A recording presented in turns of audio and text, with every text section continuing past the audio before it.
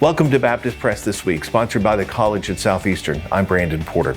As the 2023 SBC annual meeting approaches, there's been much discussion about the importance of the Baptist faith and message and what it means for churches to closely identify with it. In this episode, we'll talk with two Southern Baptist scholars about this important topic. Thanks for joining us for Baptist Press This Week.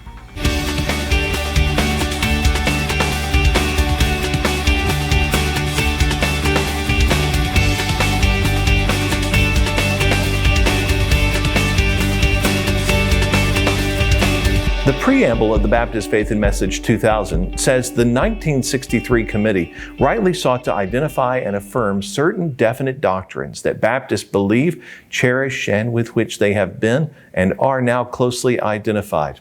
Our living faith is established upon eternal truths. Thus, this generation of Southern Baptists is in historic succession of intent and purpose as it endeavors to state for its time and theological climate those articles of the Christian faith which are most surely held among us. We sat down with Albert Mohler, the president of the Southern Baptist Theological Seminary, and Greg Wills, professor of church history and the director of research doctoral studies at Southern Seminary. We asked them what the difference is in a creed, a confession, and a statement of faith. Well, in my view, there is no difference.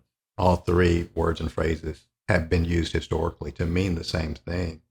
Now, with the rise of liberalism in American Christianity, and even among Southern Baptists, there was a period of time where there were a significant number of leaders who were influenced in various ways, embraced various aspects of Protestant liberalism. And one of the things that liberalism maintained is that doctrine is not that important. It's a secondary or even tertiary importance.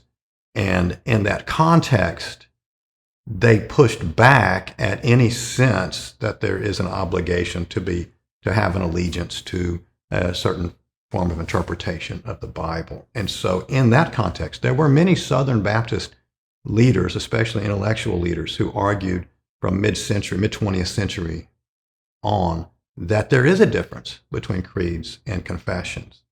In my view, and they argued that creeds are authoritative, and confessions of faith are merely voluntary statements of individual belief. Now, that has no basis in history. As theologians and pastors used these words in the past, they were synonymous. Well, in one sense, they're all the same thing. They're all subsets of one thing, which is a doctrinal statement that has at least some binding authority. So if you're going to call it a statement of faith, that's fine.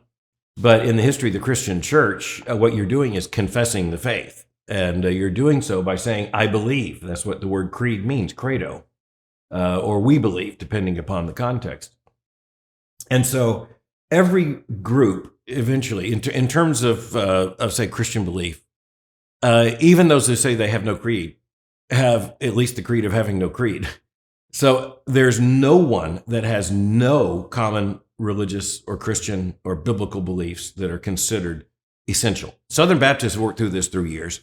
Baptists have been confessional from the start. And by the way, we're not reluctant to use the word creed. Now, one thing that has, at least through some Baptist history, served as a little bit of a distinction, but it's only true for a rather thin historical period of time, is that a creed, some would argue, is what's imposed by an outside body on a subordinate body, whereas a confession is just freely adopted. Well, as I say, that might fit if you've got the Church of England as this massive reality and Baptists are just a little minority of nonconformists. But Baptists are pretty much using the word creed.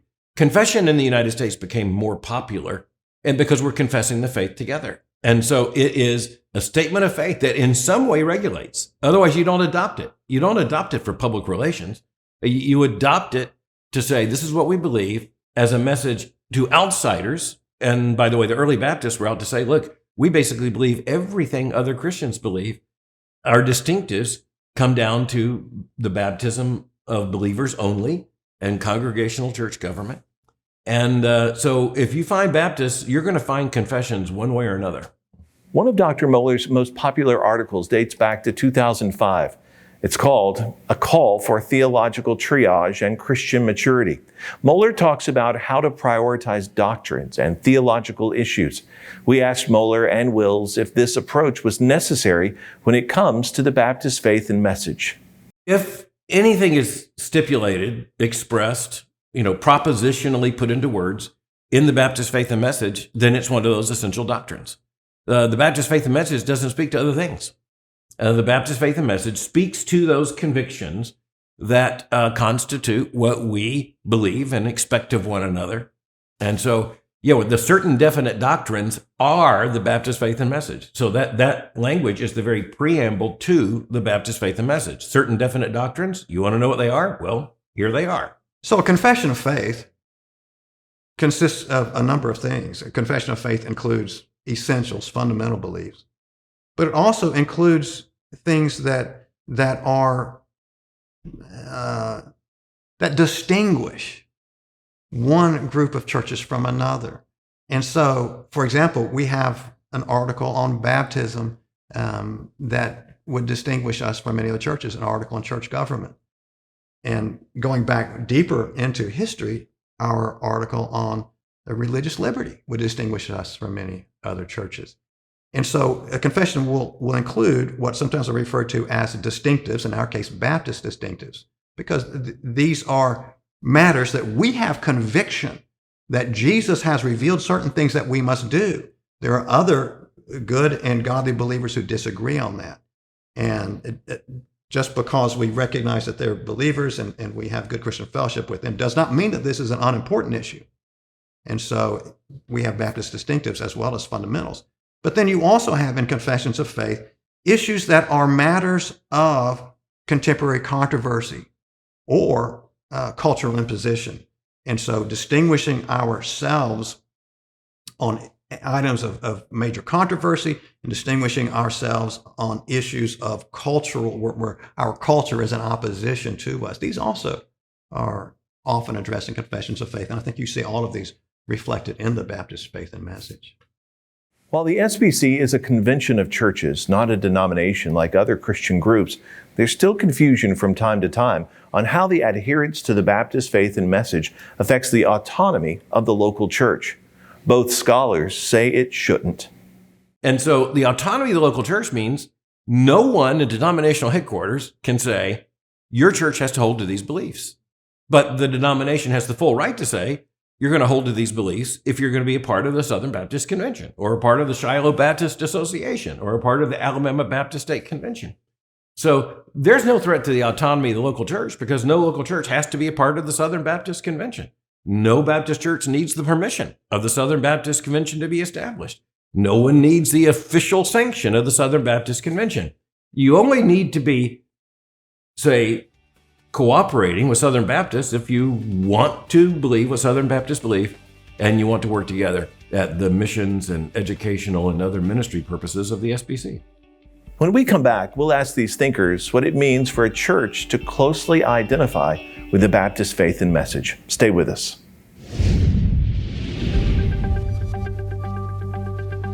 So here at the College of Southeastern, we are equipping students to give their lives for the cause of Christ in the church, among the nations, and in every aspect of society. So the College of Southeastern is not just a Bible college. While the Bible is the foundation for all of our degrees and even all of our courses, we're going to equip students in a variety of fields so that they can give their lives for the cause of Christ in any number of different ways. In the context that we have here, the kind of education that we have here is not a choosing between a really good education versus a Christian education.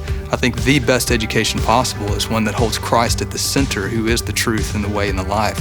I would stack our graduates up against any university graduates. They really receive a well-rounded education, a tough education, but at the same time, really being filled up with learning to live out the gospel. Truly, everything we do is to equip students to give their lives for Christ's cause, in the church, among the nations, and every aspect of society. When you leave this place, you really do look more like Jesus. If you want your life to be that, then you need to be here.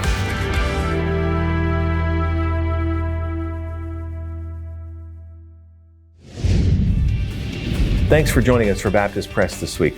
In this episode, we're talking about creeds, confessions, and statements of faith. Earlier in the program, we read from the Preamble of the Baptist Faith and Message, specifically a sentence dealing with churches being closely identified with doctrines contained within it. Dr. Mohler and Dr. Wills say it might be hard to arrive at a final conclusion because the convention rests so heavily on the wisdom of the messengers when they're gathered at the annual meeting. The wisdom comes from an informed set of messengers, and so the Baptist press and the newspapers have always played a very important role in seeking to inform messengers of the issues, trying to hear from various sides. We want to hear all of the arguments, all of the issues that go into this so that when we come together, we can make the best informed decision possible. But it also happens on the floor of the convention. Now, the convention used to meet for 4 and 5 days, and so there was much more extended discussion. And I'm not arguing in favor of that, but it does make it possible to hear from a lot more people and have a much more considered approach. Another way that the convention has arrived at wisdom is by appointing committees. Right? When we have a difficult decision, we need a committee to study the matter and then to make a proposal to us, and then we can discuss the proposal. When we try to act as a committee of the whole, all of us trying to figure it out together, that usually does not result in the greatest wisdom. The SBC was constituted in 1845. It operated under historic Baptist confessions until 1925, when the Baptist Faith and Message was first adopted. It was revised in 1963 and again in 2000. Dr. Mohler was on the committee that worked on the 2000 revision.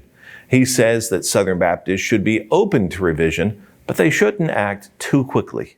Yeah, the big issue is whether the denomination is so shaken by a controversy it has to take a stand. So the inerrancy of Scripture was the big issue, during the 1980s, the 1990s. But the gender issues were also presenting themselves, the sexuality issues, and so that's in there. And the question of who should serve as pastor of a church, that was in there. The SBC has to be very, very careful. First of all, never to say, we never revise our confession of faith. But secondly, it has to be very careful. The confession of faith in the Baptist Faith and Message form emerged in 1925. It was revised in 1963. That's almost 40 years. Revised again in the year 2000, right at about 40 years. If a denomination revises its confession of faith more often than that, it doesn't lead to consensus, it leads to confusion. And so, my hope is that Southern Baptists would always be wanting to be as biblical and faithful as we can be. But it takes a fairly large period of time to figure out what that is. And I think every time the SBC has revised its confession of faith, it's been because there has been a pressing issue that for the health of the convention, this needed to be decided confessionally. Make sure to keep up with all the news at the SBC annual meeting in New Orleans through Baptist Press. You can also find stories and helpful information in the annual meeting app. It's available in your device's app store. Thanks for watching Baptist Press This Week, sponsored by the College at Southeastern. Learn more by going to collegeatsoutheastern.com.